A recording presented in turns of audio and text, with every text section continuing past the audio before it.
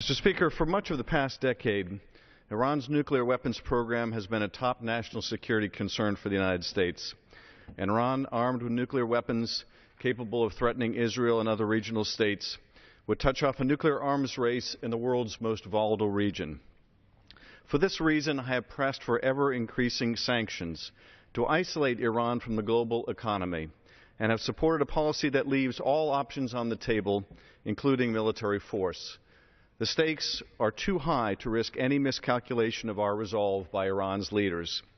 In pushing for ever more punitive sanctions, I have held out the hope that increased pressure might force Iran to give up its nuclear weapons ambition and rejoin the community of nations. Now we are at a moment in the standoff with Tehran that will test that assumption. In repeated statements since his election as Iran's new president in June, Hassan Rouhani expressed interest in exploring a negotiated end to the sanctions in exchange for walking back its nuclear program. While the first Geneva meeting did not lead to a breakthrough on an interim deal, the parties reportedly came close and will be reconvening today for a second round.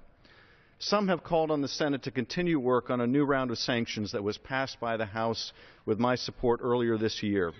Advocates of this approach say that sanctions brought us to this point, and increased pressure during the negotiations will improve the likelihood of success at the bargaining table. I disagree. President Obama and Secretary of State Kerry have asked for more time to test Iran's willingness to enter into a tough and verifiable agreement, and I think we should give it to them. I'm pleased to see reports that there appears to be a bipartisan agreement in the Senate that will hold off for now. We'll know soon enough if the Iranian regime is serious about a new direction in its nuclear program and its relationship with the West. If it is not, there will be ample opportunity to tighten the stranglehold on Iran's economy, and further sanctions will have my full support. Some have warned that any relaxation in sanctions in an interim deal risks unraveling the whole sanctions regime.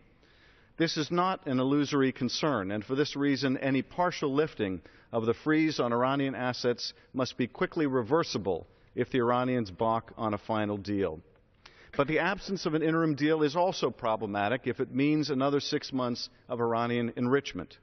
The Iranians must be made to understand that if they walk away or cheat, the sanctions will be tightened to the point of strangulation, and the international community must be prepared to make good on that threat. I have no illusions about the character of the Iranian regime, nor do I trust it. I do not believe that we can look into Rouhani's eyes and see the truth, let alone his soul. Even if Rouhani was serious about his intentions, there's no guarantee that Iran's supreme leader, Ayatollah Ali Khamenei, would bless any agreement that forces Iran to verifiably forswear development of the bomb. Ultimately, this is not about trust. It's not about making concessions to Iran or rewarding the mullahs for thwarting the will of the international community for many years. It is about seizing the opportunity to see whether we can end Iran's nuclear weapons program without resorting to military action. And if we cannot, no doubt will remain that the United States made every effort to resolve this grave threat diplomatically. No negotiation is without risk, and the Iranians' track record is cause for great skepticism. The administration must not accept a bad deal, but neither should it be prevented from testing whether it can obtain a good deal that advances our security interests and those of our allies. Yitzhak Rabin, the former Israeli Prime Minister who signed the Oslo Accords 2 decades ago, once noted that you make peace with your enemies, not the Queen of Holland. I agree, and urge us to give diplomacy a chance. I yield back.